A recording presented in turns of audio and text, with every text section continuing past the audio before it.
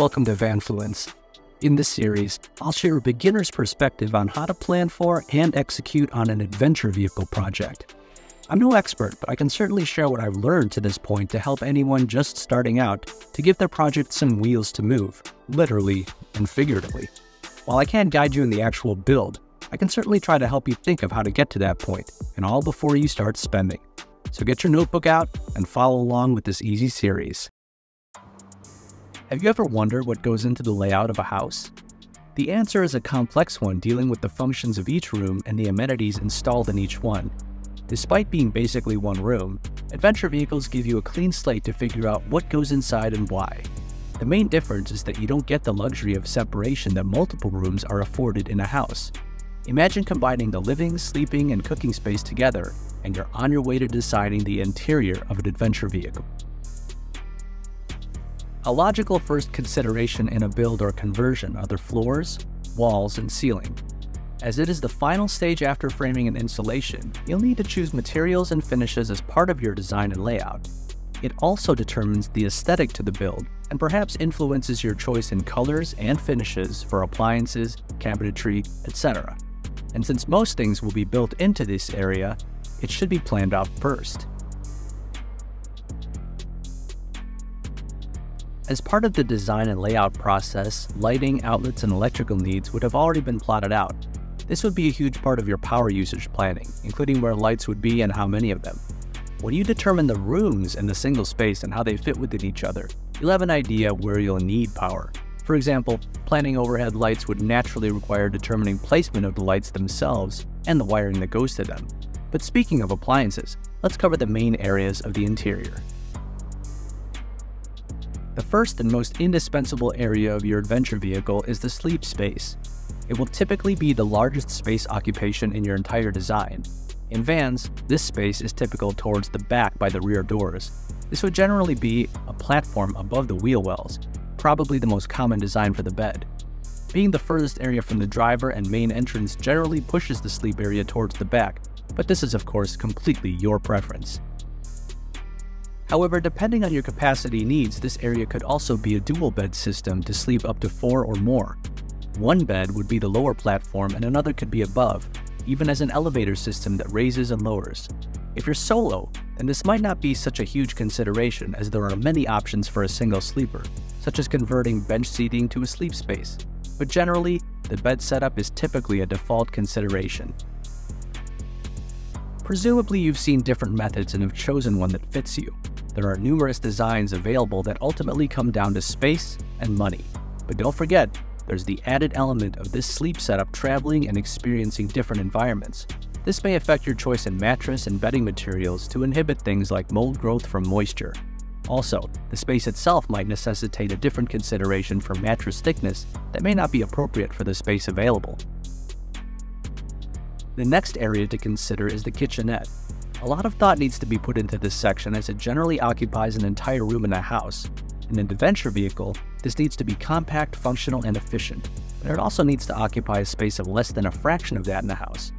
Generally, designs will have a combination sink and cooktop with some storage and space for fridges of variable size. Careful consideration will need to be taken for your personal needs and what your budget will allow for. In many common adventure van designs, the kitchen is on the passenger side and overlaps into the entry door space. This functionally makes the most sense considering the placement of other areas, but you also get a nice view out the door as you're prepping your dinner. But there also might be purposeful reasons for this, such as drainage/filling area for fresh and gray water.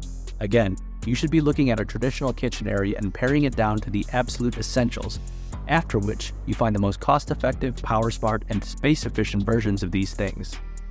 The tricky part is, unlike a sleeping area where the main item to consider is the bed, a kitchen has multiple components that need to work in conjunction with each other, ideally in a setup that houses all of them together. There's no one way to accomplish this except through research, planning, and shopping. You might opt for an all-in-one solution built by a vendor, or piecing all the pieces together yourself. It'll come down to price and your willingness to make it work in the space you're planning for. If you opt to piece everything together yourself, first you'll have to determine your water needs. Sink or no sink?